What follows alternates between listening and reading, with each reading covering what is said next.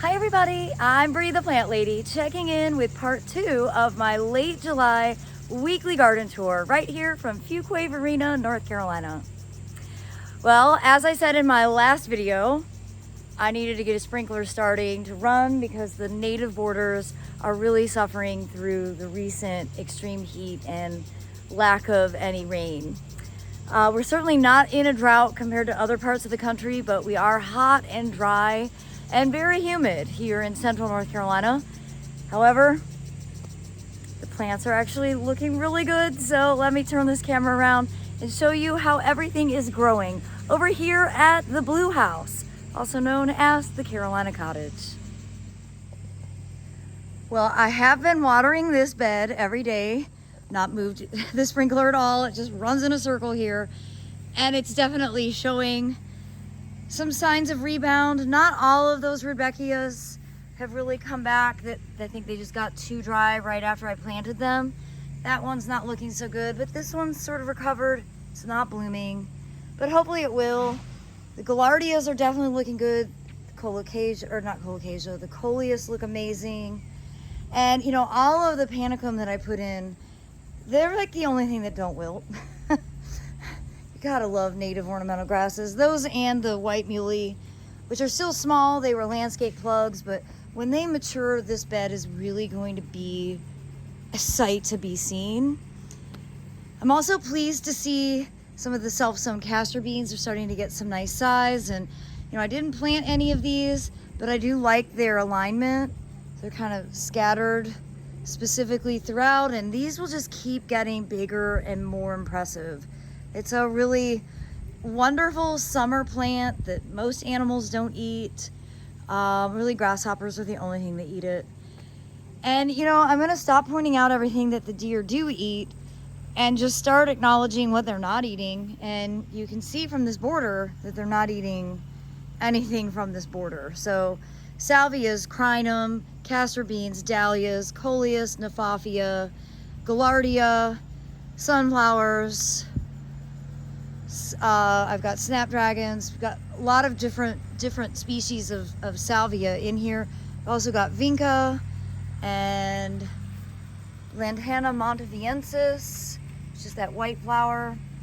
So there's a pretty decent list of full sun stuff that the deer are leaving alone. Also the phlomis fruticosa, that silver leaf back there by the weeping celtis, that does not get eaten. So I'm really now changing my approach to when I walk around the garden and trying to just take note of the stuff that hasn't been bothered, because that's actually what matters. The deer are sort of to the point of no return, and it's just forcing me to make some changes in my gardening habits. And well, I would love to be able to help you with your deer problems by being as effective as possible, recommending plants that they just won't bother. Well, the wave is definitely not super impressive. Obviously up here I have not been getting it well watered, and it's showing signs of dry. I am pleased that pumpkins have germinated, and I do have hope that they will eventually take over and just be a solid ground cover in this bed. We'll see if it's enough light and if I'm watering often enough. I am trying to make sure that I keep these alocasias well watered. More shade, they look better. The sunnier they get, the worse the plants are. And that's the real challenge with this border. I've got one section that's basically full sun, and the rest of it is more of a part shade. And I want it to all be one type of thing, and that's not how it works. The garden is constantly reminding you that you're not in the driver's seat. I am glad to see at least a couple cosmos are starting to bloom. And well, I got all the carrots harvested. I've been doing a great job actually getting a jump start on seed packs, getting all the seed packs ready for the fall open garden. And I see a swallowtail on a phlox. The deer are still nibbling the front, but it's great that they are allowing at least some of it to bloom so the pollinators can benefit. from this amazing native plant that until this year used to not get eaten by deer. So I don't want you to ever feel too confident that they will for sure leave your plants alone, but this is an ongoing discussion and discovery of gardening with mammals. So under this big live oak, this has not been watered at all. And it could use some watering, especially those carex that I transplanted. But you can see the area that is well established. Look at how great those carex look without any water. Same thing, the ajuga, the rhodia, calicarpa, those are really just because of birds pooping out seeds. Osmanthus, hedychium, which are starting to bloom, which is great. And all of these plants that I've just mentioned are not getting eaten by deer. So that is really an important thing to acknowledge. In contrast, the echinacea is getting eaten by deer. But it's not dying, it's just nibbled. And you can see, because it is so dry, that the sedum has gotten to its like emergency color. But I really quite like that color. I think it looks really good, even though it's definitely from drought stress. Well, as we make our way around, you can see this great green spire, Hydrangea paniculata. The tall stalks are blooming. Anything lower has been nibbled. But it is great that this one gets big enough to be out of the range of the deer. And this Rudbeckia tinctora, trifoliata tinctora, I'm not sure. I'll look that up. Is doing well, though a bit drought stressed. I've not irrigated anything on this side at all. And I'm really quite impressed that the Excel lilac has come back essentially from the dead as well as it has, especially since I have not watered it. And surprisingly, I've actually got a crinum in bloom. I thought this was too much shade, but I'm really pleased to see that that is flowering. And actually this other crinum, which I also thought was too much shade. Now it's not as vigorous as some of the others, but it is flowering. I do have good intentions to transplant that though to a sunnier area. So I'm going to show you that amazing mangave that has been fully winter hardy now for 2 years. I can't remember what cultivar it is, which is a shame. The bananas are starting to flower. That is what those big pink blooms are. And the asparagus is going to seed. The hops are starting to produce hops right there, which is pretty exciting. And this big clump of bright eyes, again, at least it has some flowers. You know, if you look at years past, when this was totally in full bloom and I'd have hundreds of swallowtails at a time, it shows that the deer have an influence on the other pollinators that are visiting your garden. So, just something to be aware of. The deer are also obsessed with eating cucumbers, which has been annoying. So they keep eating this cucumber. Oddly enough, they're leaving the rose alone, which I would have thought that they would have wanted to eat the rose. And on this side, I thought I planted more cucumbers, but I'm not sure what this vine actually is. The deer are leaving it alone, at least for the moment. So I'm gonna take that as a win. Of course, we've got more eggplants planted here. And everything over here is looking good. It's definitely needing lots of water. And I'm not satisfied with the ground plane coverage here at the pool. Definitely too dry for the rice. I figured it would be, and I have been watering this on a daily basis, but you can see the rice is it's not thriving. The rice looks really good. I'll post a container tour. You can see how well the rice looks when it's being grown in a pot with no drainage holes. Here, this just doesn't capture enough moisture. But the beds have definitely filled in. I think this is the first year that I didn't utterly overplant. and you can actually still kind of see where one plant starts and another plant begins. More eggplant, more cucumbers, zinnias, more eggplant, and peppers, of course. But I'm pretty pleased with how this all looks. It looks pretty legible. The only thing that looks bad are the vinca across the front, which really doesn't make any sense, because if you walk here, you see how bright yellow those are and sick looking. But then we come up here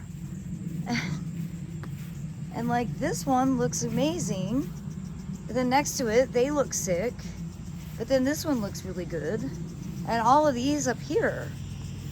So I really don't understand. They were all from the same grower. They were all, it's just one tray.